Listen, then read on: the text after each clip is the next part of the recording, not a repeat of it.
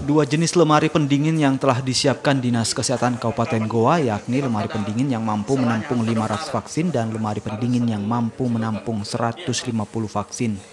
Nantinya sejumlah petugas disiapkan untuk menjaga suhu lemari pendingin agar vaksin dapat bertahan lama dan tidak rusak.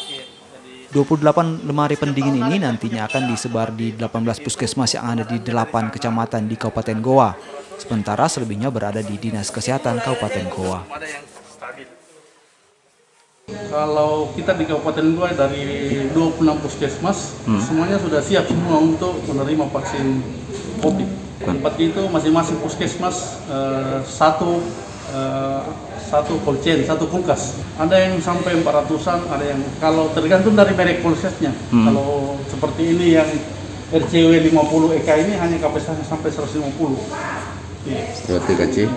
Kalau yang TCW yang 3000 ini kapasitasnya sampai 400 sampai 500. Kalau tergantung dari sasarannya.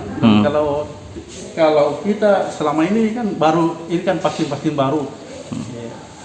Dan sasarannya itu kita hanya kapasitasnya sebagai melayani saja.